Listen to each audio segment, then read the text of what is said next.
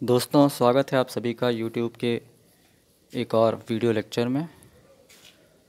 और ये video lecture भी बूटिंग के लिए ही मैं बना रहा हूँ। बूटिंग टॉपिक को ही इसमें समझेंगे।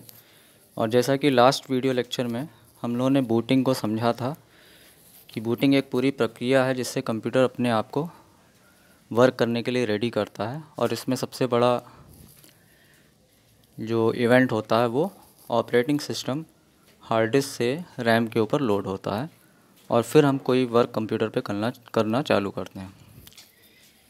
तो दोस्तों, उसमें दो चीज़ें रह गई थी जो मैंने लास्ट में लिखा भी था सेशन के, कि इसमें दो और महत्वपूर्ण ऑपरेटिंग सिस्टम है, लिनक्स एंड डॉस। आज के वीडियो लेक्चर में हम लिनक्स और डॉस के संदर्भ में बूटिंग को समझेंगे। तो चलिए शुरू करते हैं। सबसे पहले हम लोग लिनक्स और डॉस के कुछ उनके बारे में रोचक तथ्य को डिस्कस करेंगे। तो देख लेते हैं। फर्स्ट ऑफ ऑल, इस स्लाइड में आपको दिखाई दे रही heading about Linux and MS DOS. तो लिनक्स और एमएस डॉस के बारे में कुछ फैक्ट्स हैं जो आपकी नॉलेज के लिए वैसे भी ज़रूरी हैं, मतलब आपको जानना चाहिए। जब आप विंडोज़ पढ़ते हैं तो दो ऑपरेटिंग सिस्टम जो और महत्वपूर्ण है, जो हम लोग डायरेक्टली एंड इनडायरेक्टली यूज़ करते हैं, जिसमें लिनक्स और डॉस का नाम आता है। तो दोस्तों, लिनक्स की बात जहाँ तक आती है, लिनक्स को सबसे पहले मैंने लिखा Linux is an open source OS. Open source OS होने के बहुत सारे बेनिफिट्स हैं। जैसे Windows on the other hand close source है, जो कि किसी प्रोप्राइटर के द्वारा ओन्ड है। जैसे कि आप जानते हैं कि Windows is owned by Microsoft and we have to pay some amount to use Windows. लेकिन लिनक्स ओपन सोर्स है। Open source means it is free to use and also free to modify. ना केवल ये use करने के लिए free है, मतलब आप फ्री ऑफ कॉस्ट इंटरनेट से इसको डाउनलोड कर सकते हैं इसकी .org साइट से। और अगर आप सिस्टम प्रोग्रामिंग करते हैं तो आप इसके फोरम को ज्वाइन करके इसके सोर्स कोड को भी मॉडिफाई कर सकते हैं और अपने हिसाब से लिनक्स का कोई डेरिवेटिव या वर्ज़न तैयार कर सकते हैं। और यही कारण है कि लिनक्स के बहुत सारे फ्लेवर्स अवेलेबल हैं। One of the popular flavour of Linux is Ubuntu. बहुत ज़्यादा पॉपुलर है डेस्कटॉप कंप्यूटर के लिए, लैपटॉप डेस्कटॉप के लिए स्पेशली। तीसरा पॉइंट है कि लिनक्स के बारे में कि ट्रूली मल्टी यूज़र और मल्टीटास्किंग GUI OS है। और लिनक्स एक ऐसा ऑपरेटिंग सिस्टम है जो आपको एक सेल फ़ोन से लेके एक PC, लैपटॉप और इवन सर्वर और सुपर कंप्यूटर्स में भी आपको मिलेगा। तो इसकी स्ट्रेंथ अलग अलग कंप्यूटर पे अलग अलग तरीके से चेंज हो जाती है, या हम उसको मॉडिफाई कर सकते हैं। और एक और फैक्ट है लिनक्स के बारे में कि एक्चुअली ये यूनिक्स जो पहला मल्टी यूज़र ऑपरेटिंग सिस्टम था 1969 में डेवलप किया गया था, ये इसी का एक डेरिवेटिव है। मतलब इसका kernel core of the OS पूरा यूनिक्स पे बेस्ड है। और बड़ा एक इंटरेस्टिंग फैक्ट है कि जो हम लोग मोबाइल फ़ोन में एंड्रॉयड OS यूज़ करते हैं, जिसको हम open source mobile phone OS बोल सकते हैं एंड्रॉयड को, जो that was developed by Google team but available as an open source OS। और ये हम लगभग सारे मोबाइल सेट में देखते हैं कि एंड्रॉयड OS बेस्ड होते हैं। और एक्चुअली ये भी लिनक्स के कर्नल पे ही काम करता है। तो ये भी एक बड़ा इंटरेस्टिंग फैक्ट है। MS DOS पे आते हैं। MS DOS माइक्रोसॉफ्ट का ही ऑपरेटिंग सिस्टम है, डिस्क ऑपरेटिंग सिस्टम। और ये माइक्रोसॉफ्ट का CUI मतलब कैरेक्टर यूज़र इंटरफेस वर्ज़न है। और पहले तो ये इंडिपेंडेंट हम लोग MS DOS यूज़ करते थे, लेकिन आजकल ये विंडोज़ के साथ as a command level interface available है।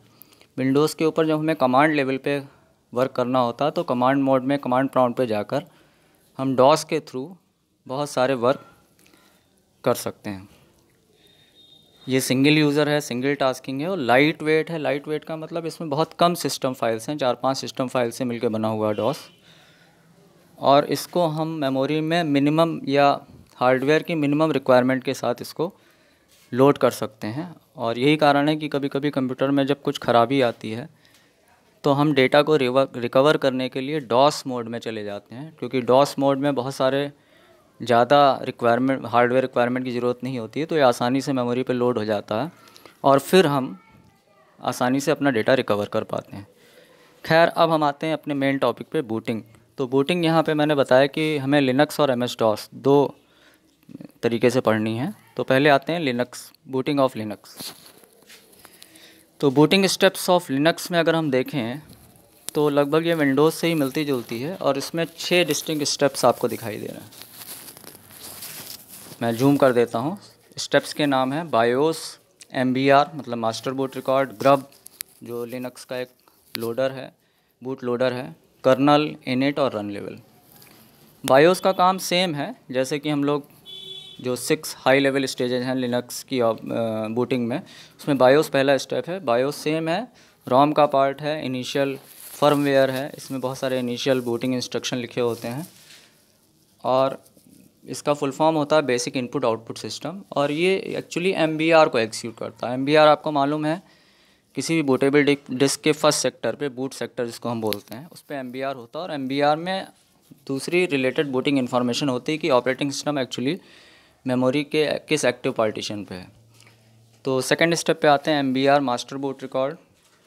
इसका काम होता है कि ये बूट लोडर को खोजता है। बूट लोडर लिनक्स के अंदर, जैसे हम लोग विंडोज़ में पढ़ रहे थे, विंडोज़ में बूट लोडर जो होता है वो कुछ डिफरेंट नाम से, बूट MGR के नाम से होता है, और boot.ini आपने पढ़ा था।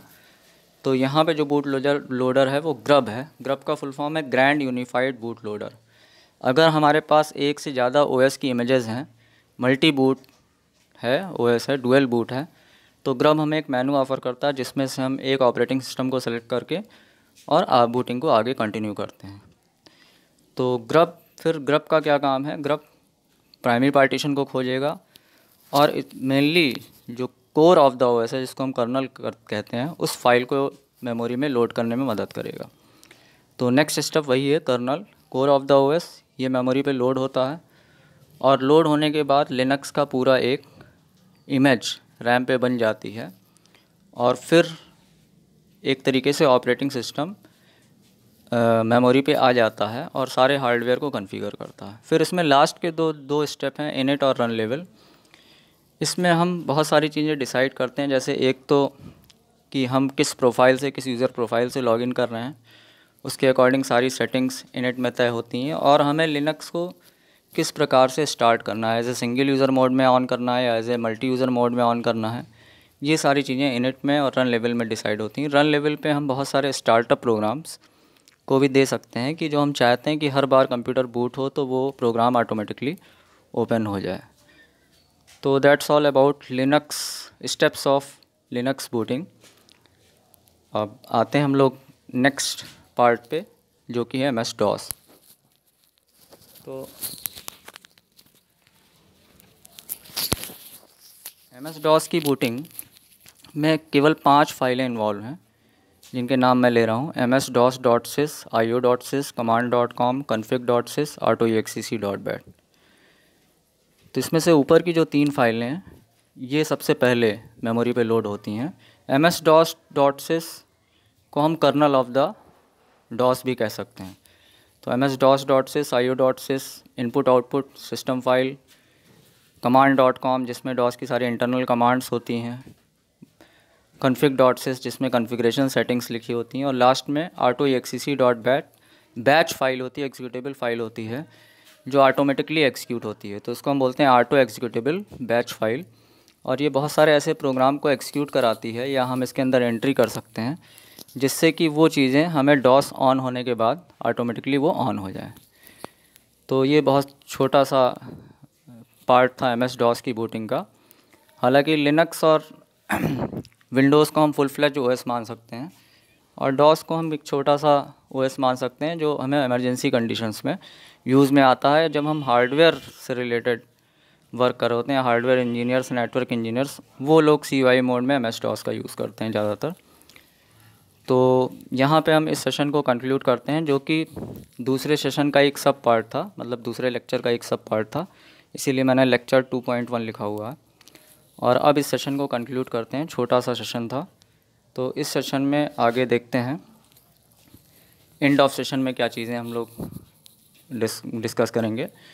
तो एंड ऑफ सेशन में मैंने लिखा है assignment of booting topic will be provided soon. जो बूटिंग का पूरा टॉपिक 2 वीडियो में आपको छोटे छोटे वीडियो में मिला है, इसके असाइनमेंट आपको जल्दी अवेलेबल होंगे। आप क्वेश्चंस पूछ सकते हैं, कमेंट्स दे सकते हैं, वीडियो को लाइक शेयर कर सकते हैं और चैनल को सब्सक्राइब कर सकते हैं। यूट्यूब का लिंक आपको इसका शेयर किया जाएगा।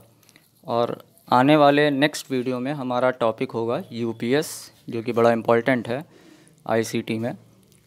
अनइंटरप्टेड पावर सप्लाई पूरा एक इसके ऊपर लेक्चर हम लोग करेंगे।